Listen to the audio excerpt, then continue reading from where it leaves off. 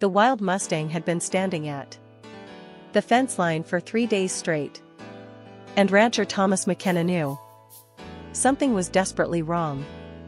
The mayor's coat was dark with sweat despite the cool morning air, her sides heaving with exhaustion as she paced back and forth along the property boundary, but it was her eyes that stopped Thomas's heart.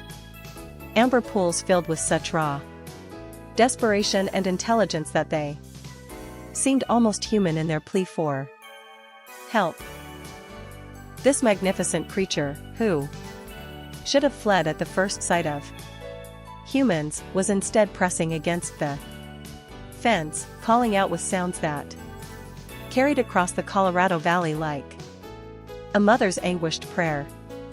What Thomas discovered when he finally followed the mayor into the wilderness would challenge everything he thought he knew about wild horses, maternal instinct, and the unbreakable bonds that transcend the barriers between species.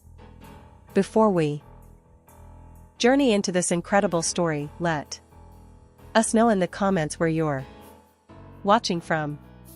And if this story moves you, don't forget to hit that subscribe button.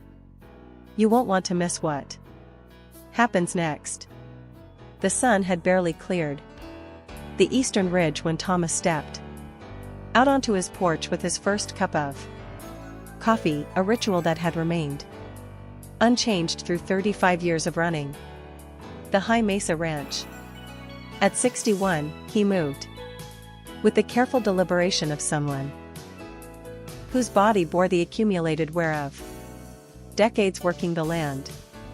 His hands gnarled and weathered, his eyes sharp from constant scanning of horizons and reading the subtle signs that separated a good rancher from a great one. The ranch sprawled across 8,000 acres of high desert country where sagebrush met pine forest and ancient volcanic rock formations created a landscape both harsh and breathtaking. His late wife, Margaret, had walked this land beside him for 40 years, believing that with enough work and determination, they could build something lasting in this unforgiving terrain. She'd been gone 3 years now, claimed by cancer that had taken her far too slowly, and Thomas had continued their dream with the same stubborn persistence that had defined their marriage. The ranch ran a modest herd of cattle along with a dozen horses that Thomas used for working the more rugged sections of the property. It was a simple life, solitary at times, but it was his, built on the foundation of choices he and Margaret had made together. Thomas was raising his coffee mug to his lips when he spotted the mayor at the western fence line, perhaps half a mile distant. Even from that distance, he could see that something was off. Wild horses passed through his property occasionally, descendants of Spanish Mustangs that had roamed these mountains for centuries, but they were cautious creatures who kept their distance from human habitation. This mayor was different. She stood pressed against the fence wire, her head raised high, and as Thomas watched, she began calling out with a sound he'd never heard from a wild horse before. It wasn't the casual whinny of greeting or the alarmed snort of a spooked animal. It was something that sounded almost like distress, like pleading, carrying a note of desperate urgency that made the hair on the back of his neck stand up.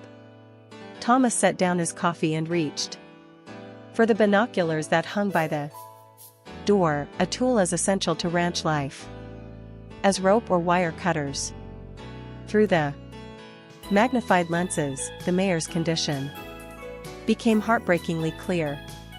She was a beautiful animal, bay-cold with a black Man and tail, probably 7 or 8 years old, and in what should have been her prime.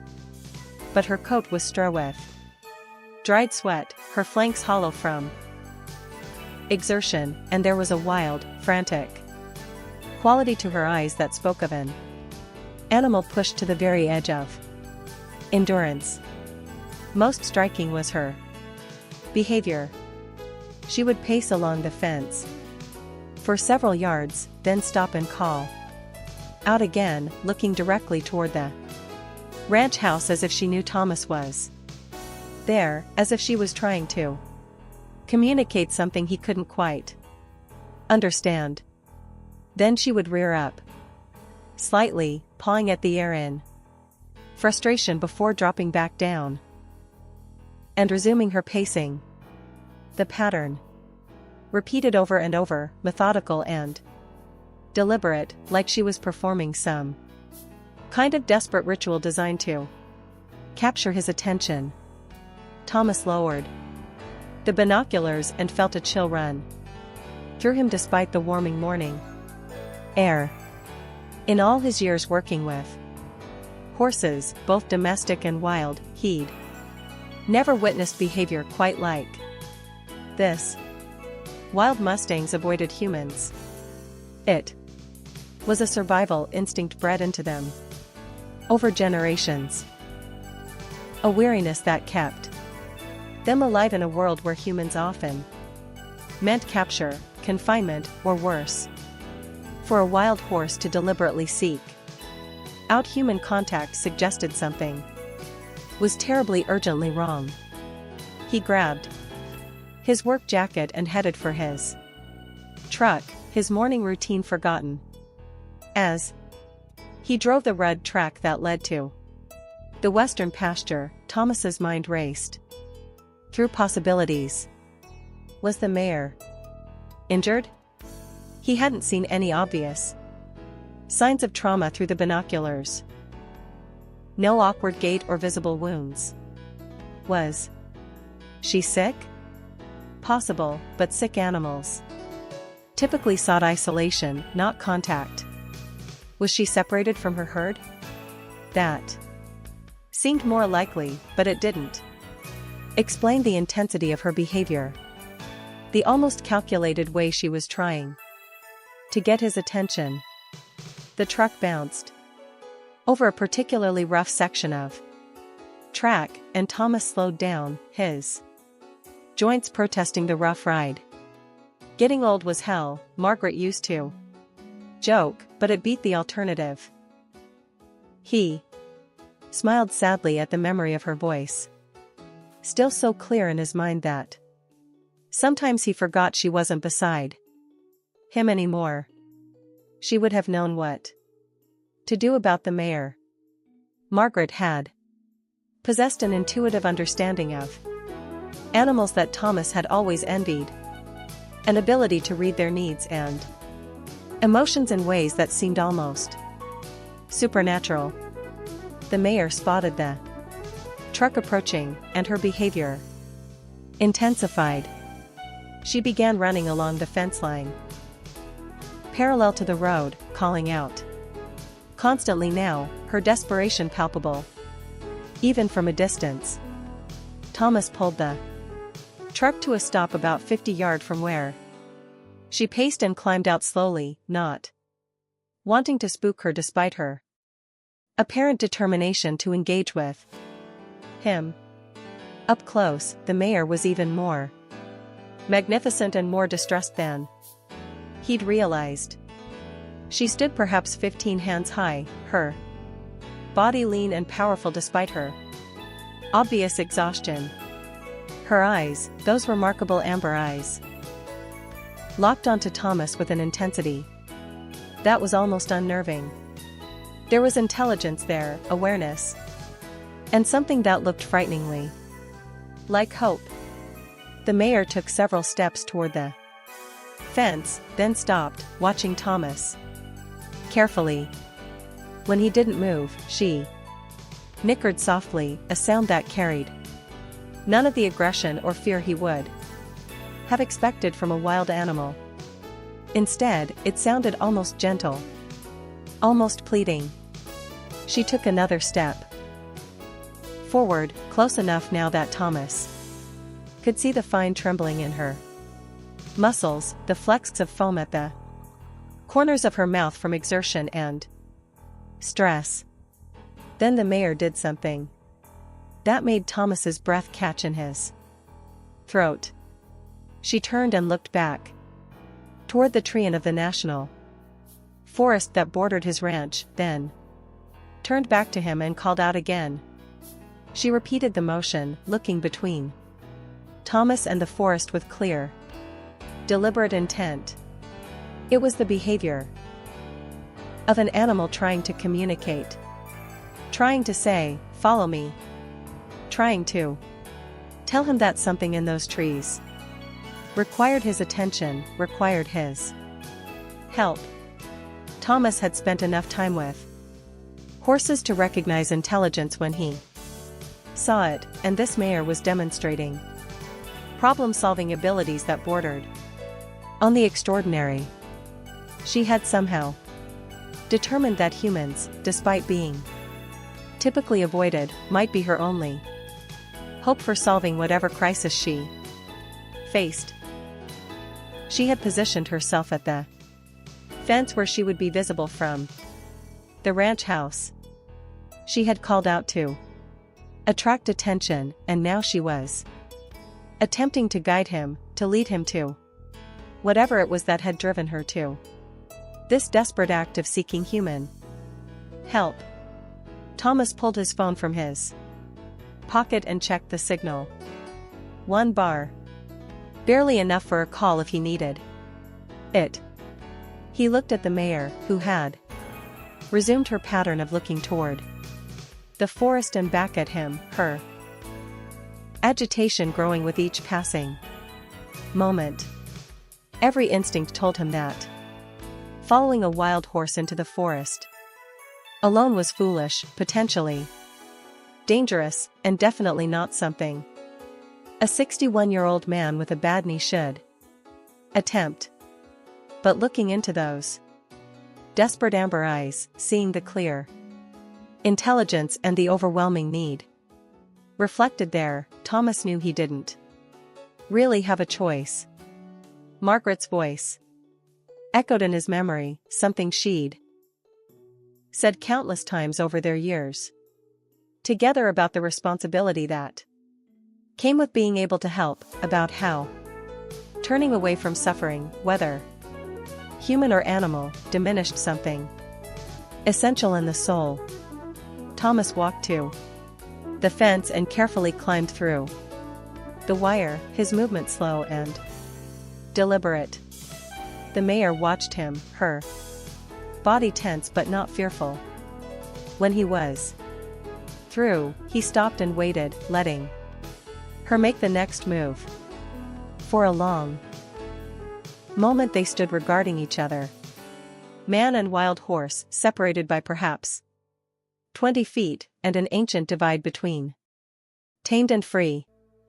Then the mayor turned and began walking toward the forest, stopping after a few paces to look back at Thomas with clear expectation. He followed, his heart pounding with a mixture of apprehension and something else, something that felt almost like destiny. The mayor led him into the ponderosa pine forest that marked the beginning of the national forest, moving with purpose despite her obvious exhaustion. She would walk for a stretch, then pause to ensure Thomas was still following, adjusting her pace to accommodate his slower human gait. The forest floor was carpeted with pine needles and scattered with deadfall, making the going treacherous for someone without the sure-footedness of a horse. Thomas picked his way carefully, his bad knee already protesting the uneven terrain. But the mayor's urgency was infectious, and he found himself moving faster than was probably wise. They had been walking for perhaps 20 minutes moving deeper into the forest and farther from the ranch when Thomas began to hear it. At first, he thought it was just the wind moving through the pines. But as they drew closer, the sound resolved into something unmistakable. The high-pitched, desperate cries of a young horse in distress. The mayor's pace quickened at the sound, and Thomas hurried to keep up, his heart now racing with understanding and dread. They emerged into a small clearing dominated by a cluster of large boulders, and there, wedged between two of the massive rocks, was a FO. The young horse, probably no more than 2 months old, had somehow gotten himself trapped in a narrow crevice between the boulders, his small body stuck at an angle that prevented him from moving forward or backward. The foe's coat was dark with sweat, his eyes wild with terror, and his calls had taken on a ragged quality that suggested he'd been crying for help for a very long time. The mayor immediately went to her baby, pressing her muzzle against the part of him she could reach, making soft, reassuring sounds that did little to calm the panicked youngster. Thomas approached carefully, assessing the situation with the practiced eye of someone who had dealt with countless animal emergencies over his decades of ranching. The crevice where the FO was trapped was perhaps 18 in wide at its opening, but narrowed considerably deeper in. The young horse had apparently tried to squeeze through, perhaps investigating out of curiosity, or trying to reach something on the other side, and had become wedged when the space grew too narrow. His front half was through the gap, but his hindquarters were stuck, and every time he struggled, he only wedged himself tighter. This was bad. The FO had clearly been trapped for hours, possibly since the previous day, and his strength was failing. If Thomas couldn't get him out soon, the young horse would die of exhaustion, dehydration, or stress, and there was nothing the mayor could do but watch her baby suffer. No wonder she had sought human help with such desperate determination. She had probably tried everything in her power to free her FO, and when nothing worked, she had made the calculated decision to overcome her natural fear and seek assistance from the only creature she knew who might have the ability to help. Thomas pulled out his phone again and swore softly when he saw there was no signal this deep in the forest. He was on his own. He walked around the boulders, examining the situation from every angle, his mind working through possibilities. The rocks were far too large to move, probably weighing several tons each. The crevice was too narrow for Thomas to fit through, and even if he could, he wasn't sure he'd have the leverage to pull the FO out. He could try to widen the gap somehow, but with what tools? He hadn't brought anything except his phone and the pocket knife he always carried. The mayor watched him with those intelligent eyes, seeming to understand that he was trying to solve the problem. She stayed close to her FO, continuing to offer what comfort she could while Thomas paced and thought and tried to find a solution to a problem that seemed increasingly impossible.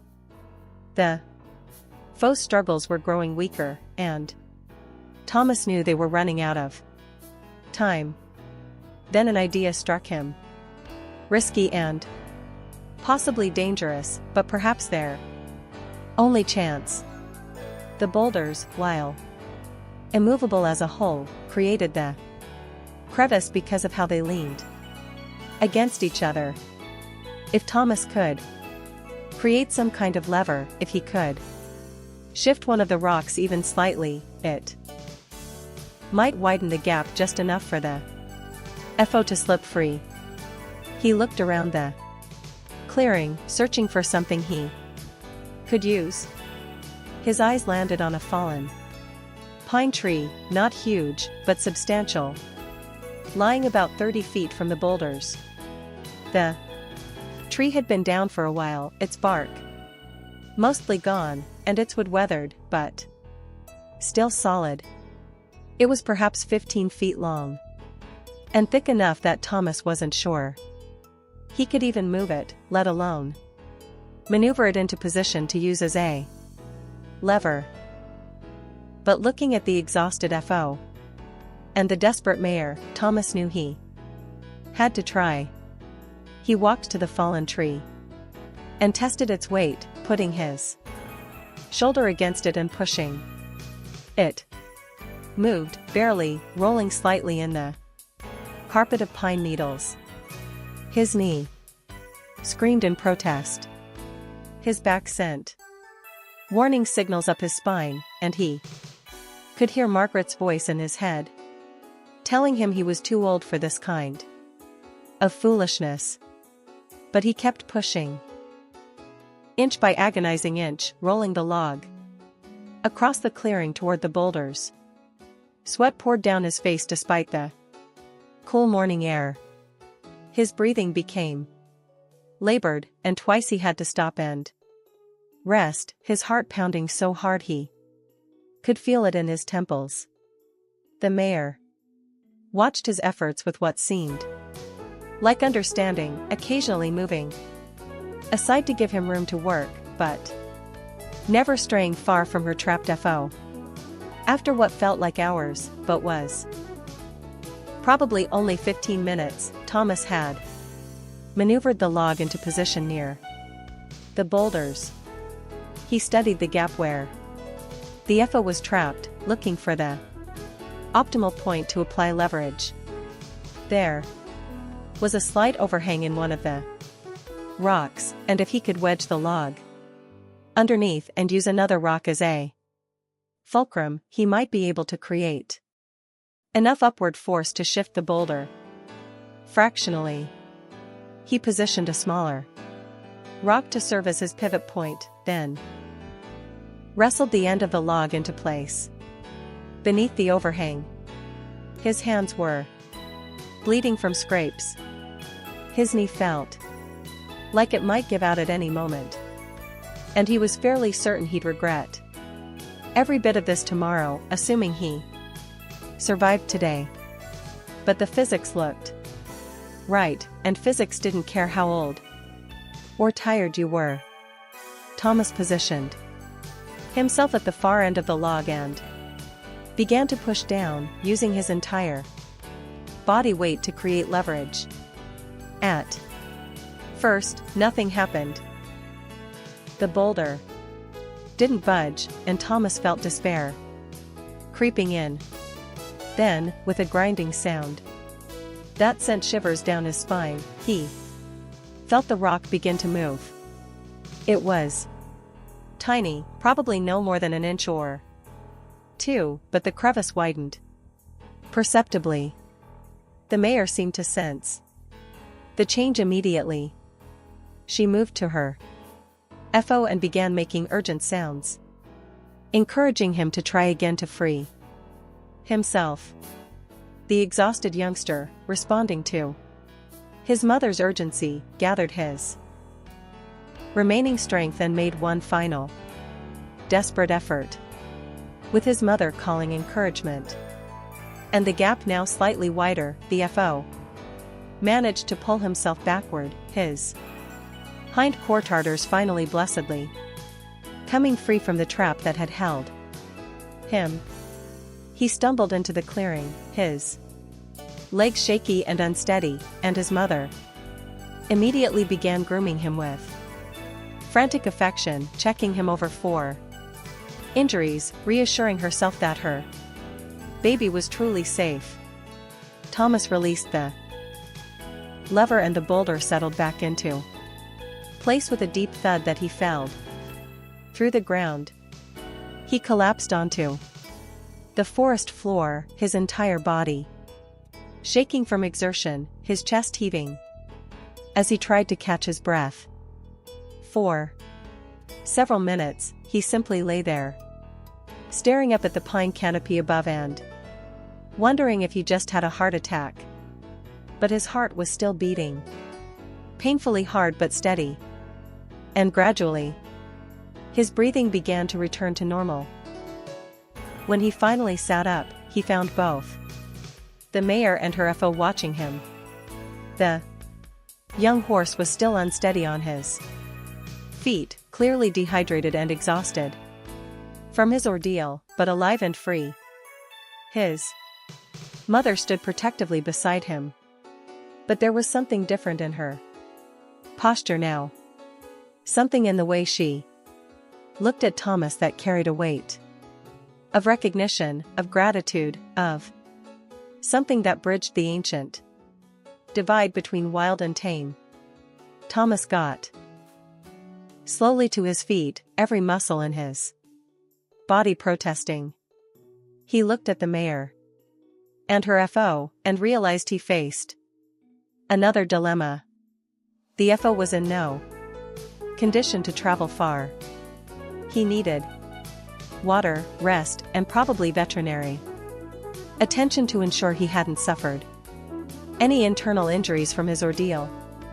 But they were deep in the national forest, and Thomas wasn't sure the young horse could make it back to the ranch on his own power. Moreover, these were wild horses, and wild horses belonged in the wild, not in corral or pastures, no matter how well-intentioned the captivity might be. The mayor seemed to be reading his thoughts, because she did something that would have seemed impossible if Thomas hadn't witnessed it with his own eyes. She walked over to him close enough that he could have reached out and touched her. And very gently, very deliberately, she lowered her head and pressed her muzzle against his chest. It was a gesture of trust, of thanks, of a bond formed in crisis that transcended everything Thomas thought he knew about wild animals and their relationship with humans. Then she stepped back, moved to her FO, and began walking slowly toward the direction of the ranch, looking back at Thomas with clear expectation.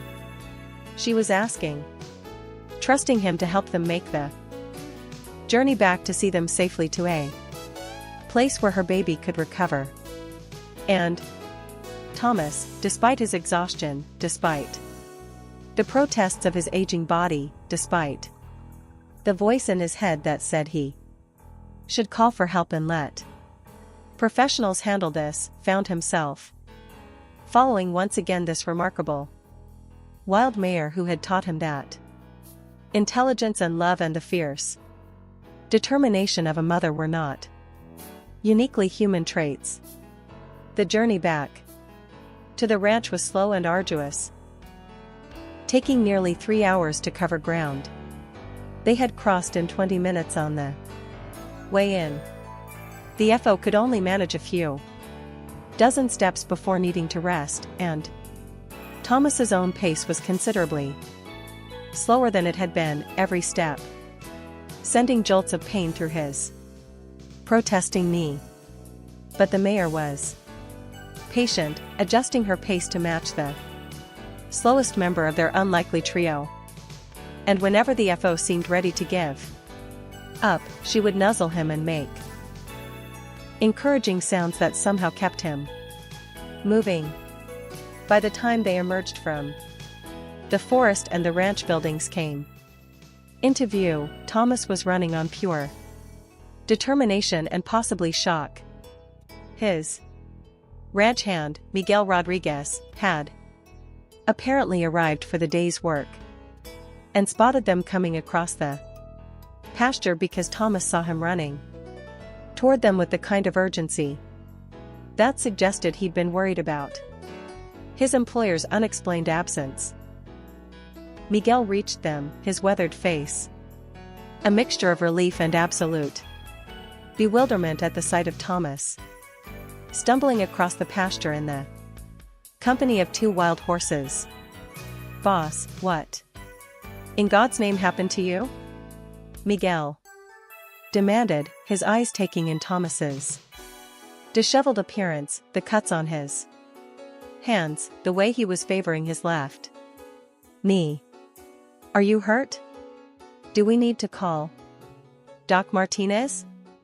Thomas shook his head, though he wasn't entirely sure about the accuracy of that assessment. "I'm fine, Miguel. But this FO needs water and attention. We need to set up the old quarantine pen, fresh water, some hay if he'll take it, and call Dr. Sarah Mitchell. Tell her we have a situation that needs her expertise." "But boss," Miguel started, then seemed to take in the full scene before him, the exhausted wild mare, her equally exhausted FO, and his employer, who looked like he'd been through a war. "These are wild horses, federal regulations say. We can't just what the regulations say," Thomas interrupted, his voice carrying an edge of steel that Miguel rarely heard. "But that FO was trapped between rocks and would have died if someone hadn't helped. Now we're going to make sure he's healthy enough to return to the wild, and then we're going to let them go. And if anyone from the Bureau of Land Management has a problem with that, they can come talk to me personally." Miguel knew better than to argue when Thomas used that tone. He nodded and headed for the barn at a run, already pulling out his phone to call the veterinarian. Thomas continued walking slowly toward the ranch, the mayor and her FO following at his pace. And he marveled at how quickly the extraordinary could become accepted as simply necessary.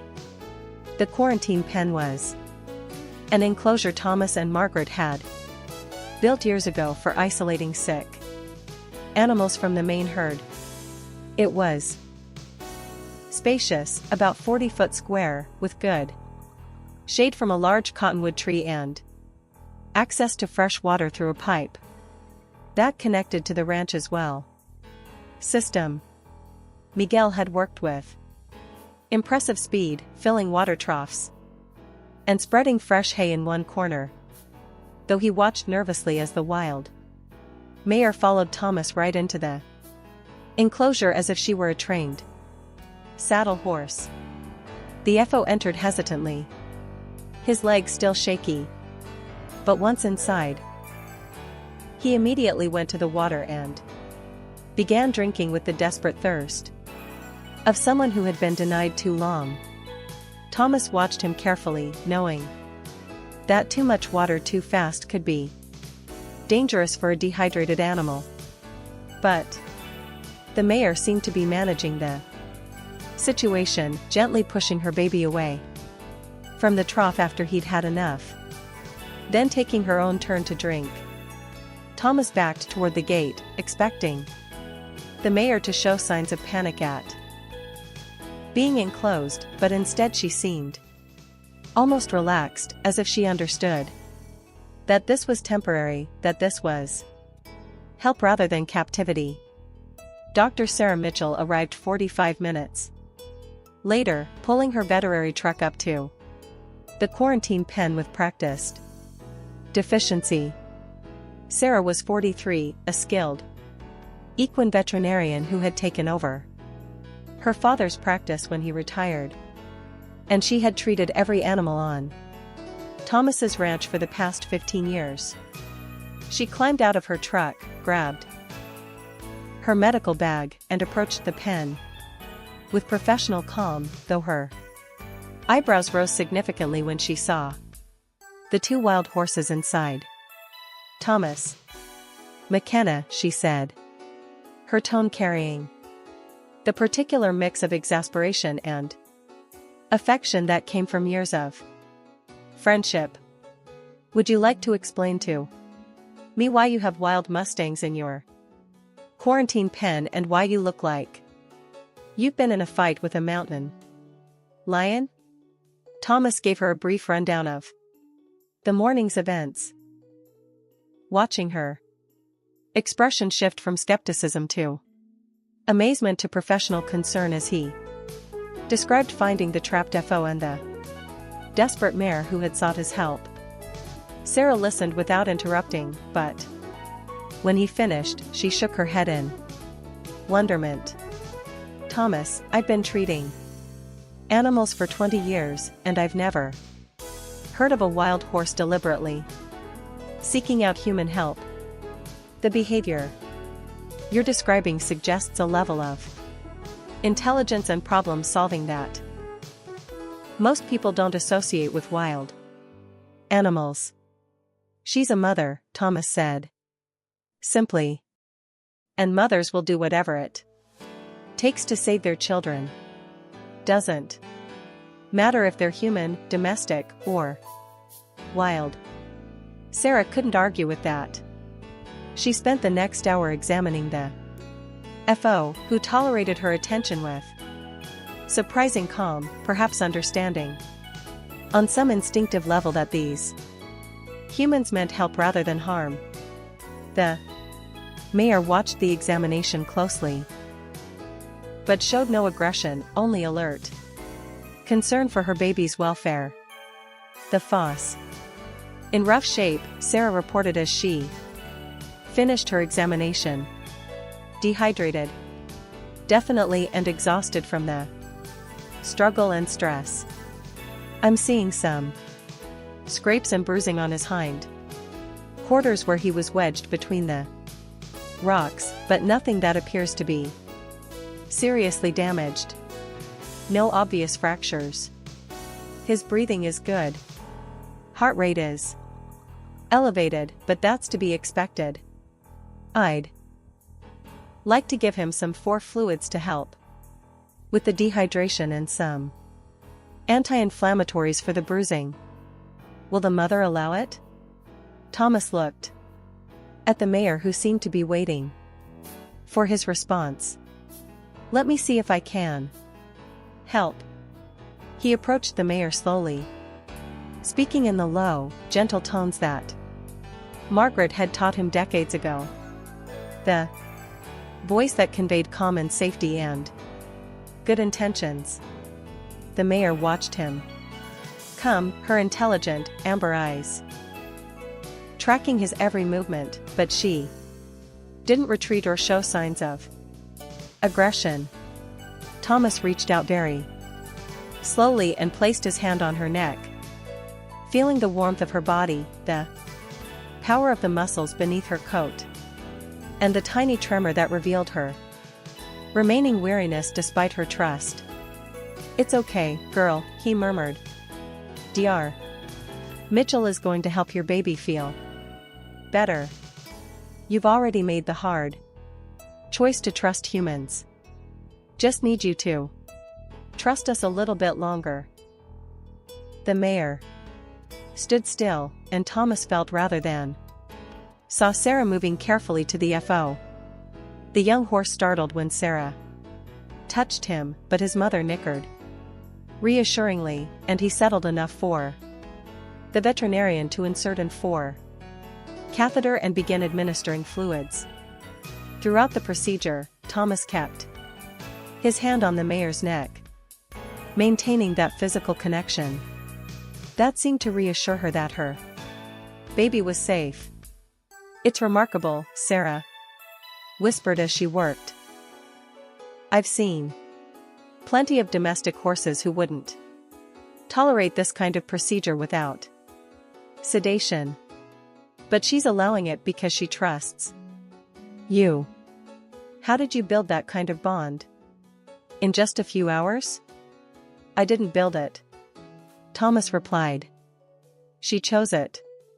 She decided that saving her FO was worth overcoming every instinct that told her humans were dangerous. That's not training or bonding. That's pure courage driven by love. Sarah finished her treatment and stepped back, closing up her medical bag.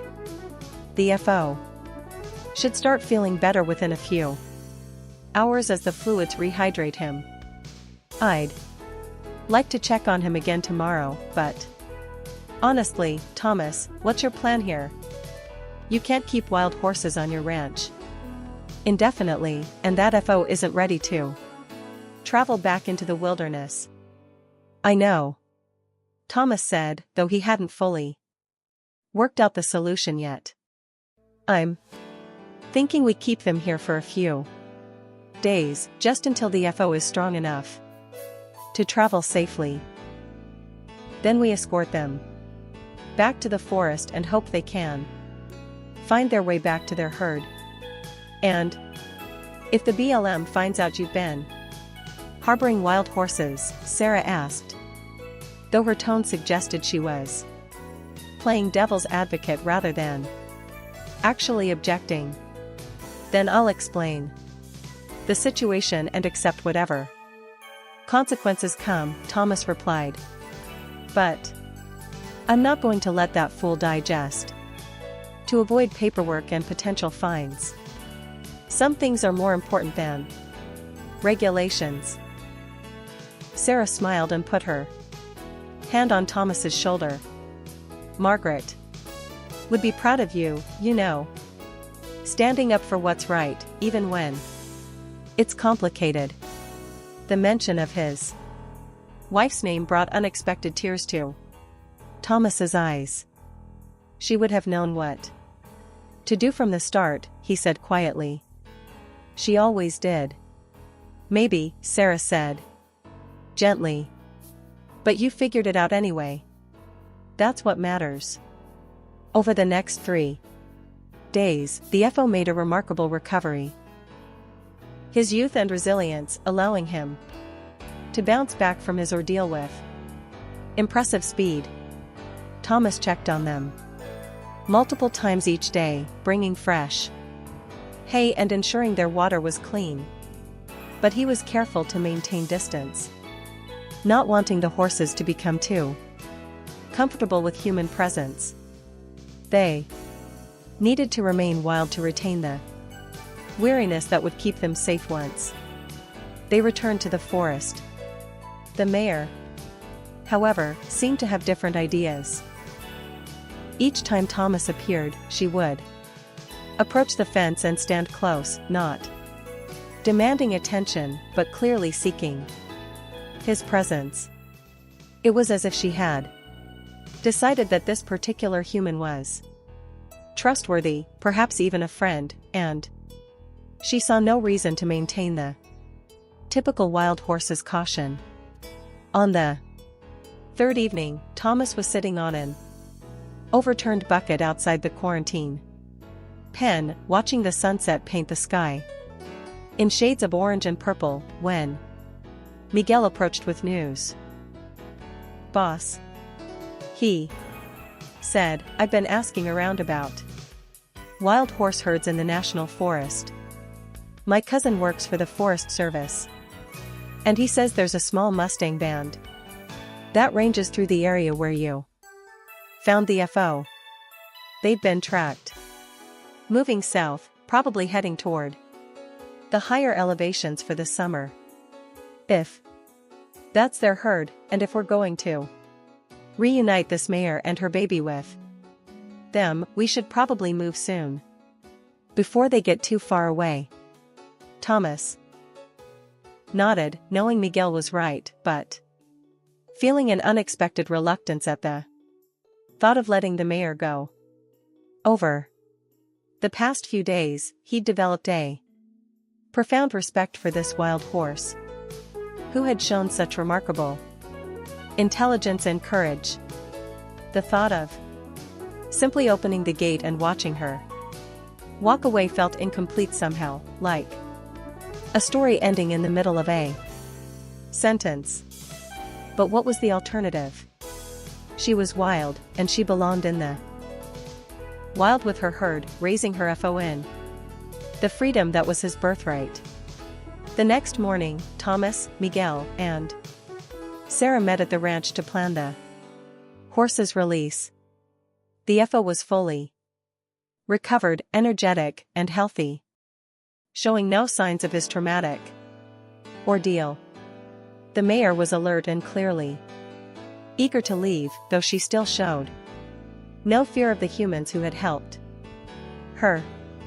The plan we've worked out is fairly straightforward, Sarah explained.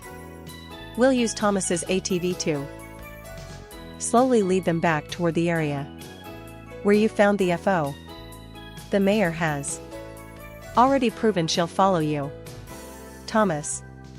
So, you'll ride ahead while Miguel and I follow at a distance to ensure they don't get into any more trouble.